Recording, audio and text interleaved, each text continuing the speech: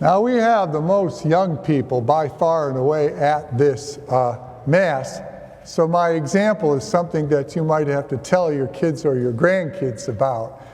It's an old TV show that was very popular in the 60s called Gilligan's Island. Who here remembers Gilligan's Island? All right, you know what? That's a show you can show your kids. They'd laugh a lot. If you remember the premise of the show, it was about these people going on a 3-hour cruise. You know, they go on a little 3-hour cruise. And of course the storm comes up and they get shipwrecked. And the captain, played by Nathan Hale Jr., whose dad, Nathan Hale Sr., was Friar Tuck in the original Robin Hood movie with Errol Flynn, just letting you know. And of course then there was the millionaire played by Jim Backus, known also as the voice of Mr. Magoo, and his wife. They were millionaires.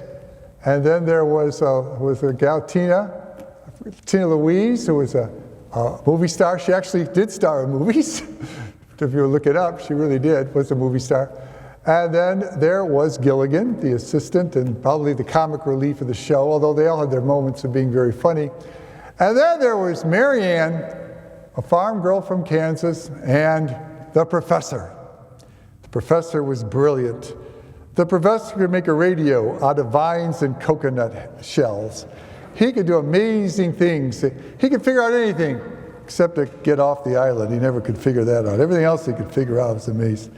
And he also had a pile of books with him.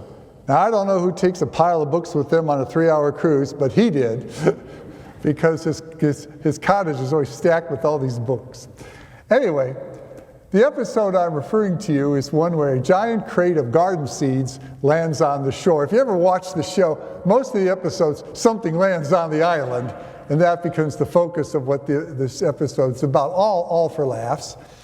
And this particular crate, garden seeds. Now what's missing from the crate, or what they don't see, because they take the cover off and throw it on the ground, it's on the bottom side, radioactive garden seeds, because they don't know that. They're going to find out. But now they have all these garden seeds, so they decide we're going to plant them and have a huge garden. You know, carrots and tomatoes and beets and all this kind of stuff that they've missed. So who's going to plant and how is it going to go? Well, Mary Ann says, well, I grew up, you know, in a family of farmers and I know how to do this. And the professor, who's a scientist, says, well, in my book of agronomy, who takes a book of agronomy on a 3-hour cruise? I don't know.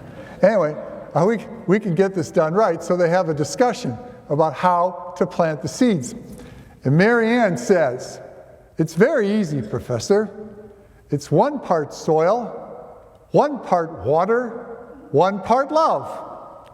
And the professor says, oh, that's way too simplistic, Mary Ann. There's a lot more to it.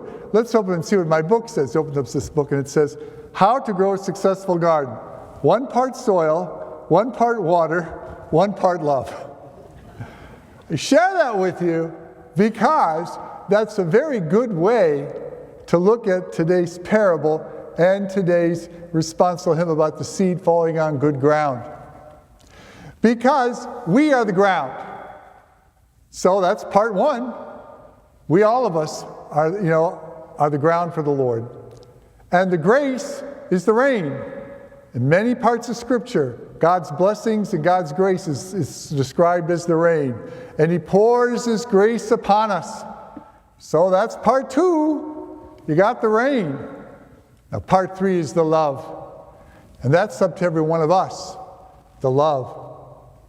Because, and looking at the example of today's gospel reading, the challenge is to love at times when you're feeling all tired and hard and closed off to the world like that hard ground. And you have the courage to hoe it up and break through that hard ground and let that grace take root. Or maybe the challenge is to love when you're being tempted by all those weeds, as we hear in today's parable. The weeds of temptations that come into all of our lives. Can we resist those temptations and let that love shine through? Or maybe we have roadblocks in our lives that we stumble over and stumble our foot on, metaphorically and sometimes quite really. Well, are we able to overcome those or to get back up? That's how we love when we're among the rocks, as the parable would say. So it's up to us to love and overcome those difficulties, because if we love, then we have all three: the soil, the rain, and the love. And if we continue to love and strive to love, especially when those times that are difficult, then indeed we will have a wealthy and rich harvest that we can take all the way to the heavenly kingdom.